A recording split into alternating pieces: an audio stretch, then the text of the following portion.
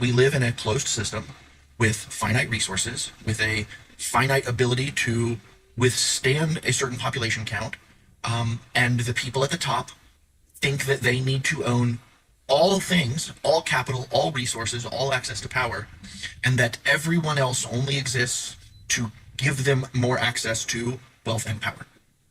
And on a long enough timeline, it's just simply not sustainable. For a hot minute, there was a social contract, at least in this country, where the people at the bottom made living, thrivable wages. It's why boomers have access to so much wealth right now. The average, go look up, I'm not even going to give you, go look up the average age of a first time home buyer 40 years ago, 30 years ago, 20 years ago, 10 years ago, and today. Go look it up. Go look it up. No one has anything. When it's all said and done, something is going to break. And when it does, go look up how many people are in credit card debt compared to 20 years ago. It's going to pop and it's going to be biblical.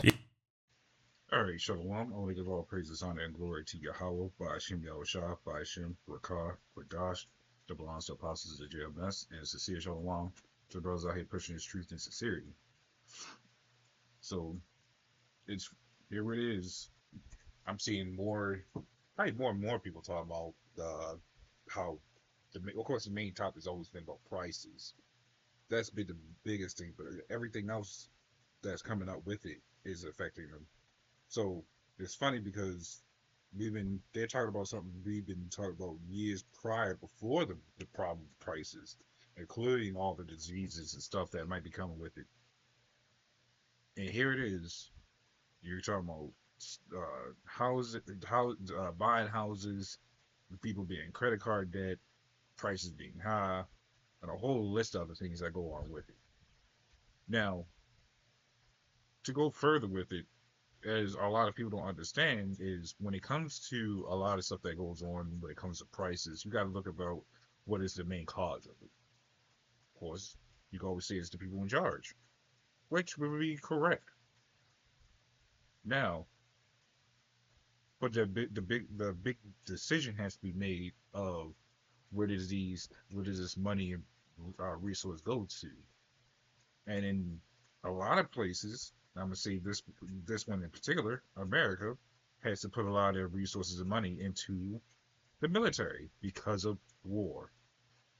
Now, what people don't to go further into that is it's just not this place that's going to suffer with that, but the whole world with it, because every country does it. Every country, when it comes to war, ends up putting a lot of their resources and money into the military. Because when it comes to winning a battle, you need your soldiers in top shape, right? Well, good luck with America on that one. And of course, with this place, the more problems this place has, the more money these rats get with it, including making money off of everything else with it that comes with it, including war. So, to go into what he's talking about, because he mentioned that that bubble's going to pop and it's going to be biblical, this is Haggai 1 and 6. And it says, Ye have sown much and bring in little. Ye eat, but ye have not enough. Ye drink, but ye are not filled with drink. Ye clothe you, but there is none warm. And he that earneth wages to be to put into a bag with holes. And there goes your biblical part right there. It is, at least that's one of the biblical parts.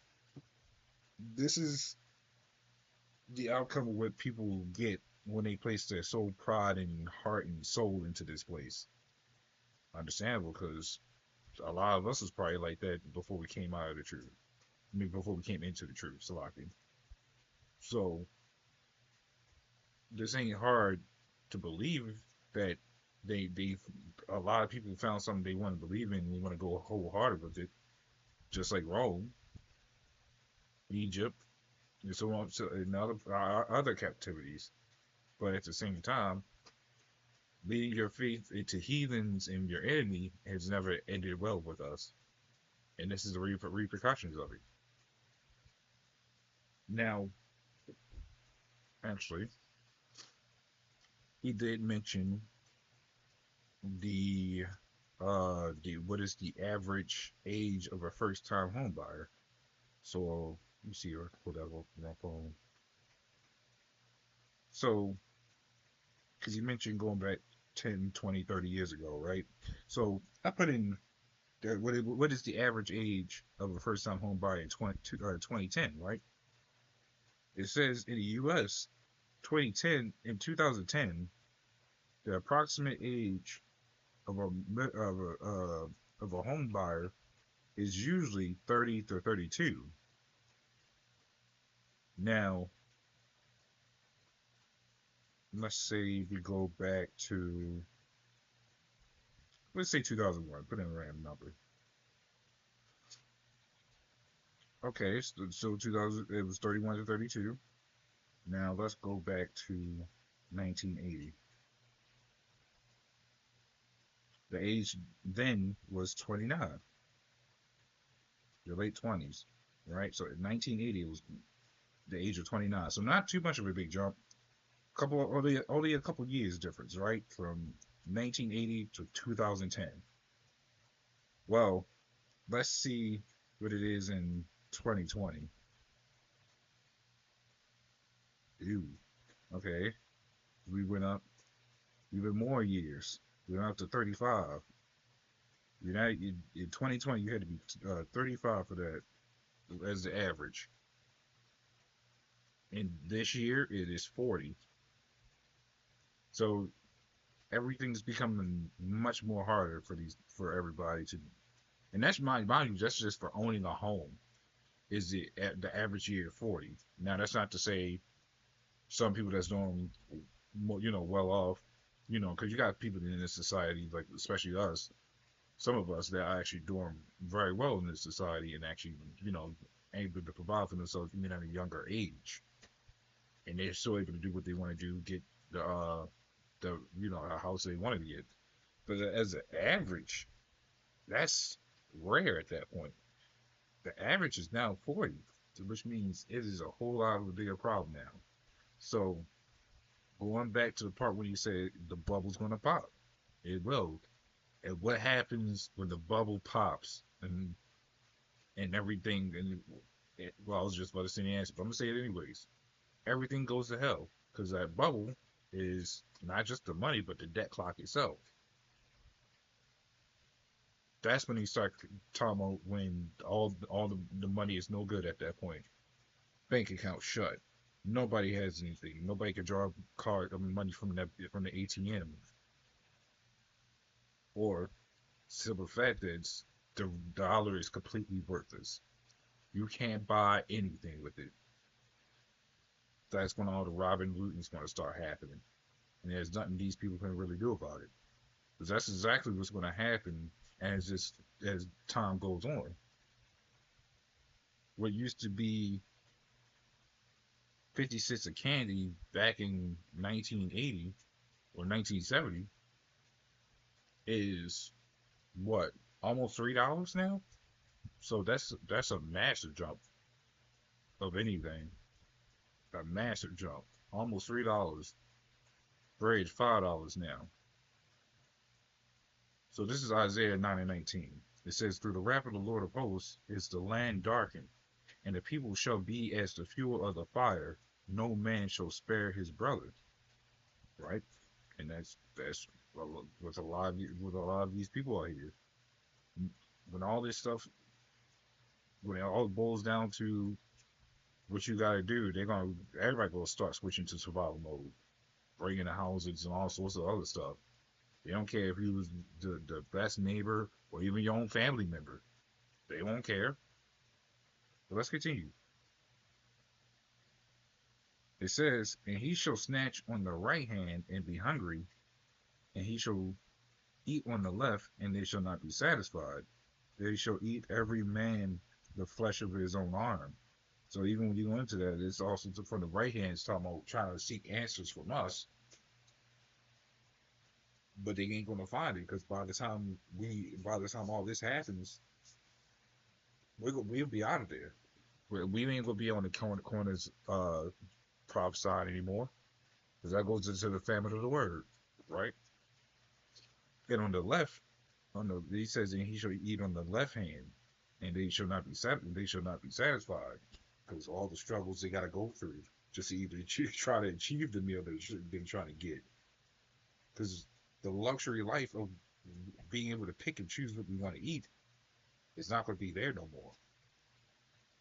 Which, for a lot of people, depending on what I guess their circumstance, or I guess it doesn't matter the circumstance at that point. A lot of people are going to resort to cannibalism, bringing to homes, eating other people, eating their families. Eating what they could be having a child that's trying to that needs to be fed. You're gonna be like, nope, I don't care. Screw that child. They're gonna be like that. That's you can't tell me that has been like what it is in history. You had in history, especially in I forgot what part of Rome it was, but that was a whole family. I think a man ate his own entire family. I had to go into that again. It's been a while since I've gone to it, but it still happens. They don't care. All these things that we're used to is pretty much null and void when everything comes down to survival instinct. The once nice person nerd that you met at school is now a complete savage, really ready to become the the savage version of a YN, and that's your cause. Your fate, the fate of everybody has been sealed, right? So this is Ephesians 6:11. It says, "Put on the whole armor of Yahweh, that ye may be able to stand against the wiles of the devil." Right? Sorry, actually, did I have that? Yeah, that was it. It says, "Put on the whole armor of Yahweh, that ye may be able to stand against the wiles of the devil. For we wrestle not against flesh and blood, but against principalities, against powers, and against rulers of the darkness of this world, against spiritual wickedness in high places." And that's what we are doing, because we're warning we're warring against Esau and what he does. And again, once this place falls, that's not to say that some of us won't be scared, but we won't be scared like these people. By the Lord's will, allow this one, because we expected this. We look forward to this place crumbling. Unlike a lot of other people that put their whole power and soul into this place, the Lord has given us the spirit to draw away from that ability to give power to this place and give it to Him, or basically put to go back to serving Him and not serving these wicked idols. So that's why we pray heavy into not being like these people, because they don't understand what's really going to happen. And I mean, they really don't understand, because here it is now, people are making videos about it, something we've been talking about, and they more likely to heard it from us, but they don't understand it. They don't understand how deep the rabbit hole really goes. And so when it happens, they'll be like, I would have never thought it would turn out like this. Well, we did, to a degree. May not happen exactly as we imagined it, but it still happened to the way the Lord has given us that vision to see it. These people are screwed. So that's all I wanted to go into with that. So Lord willing, this was a little edifying with that. Shalom.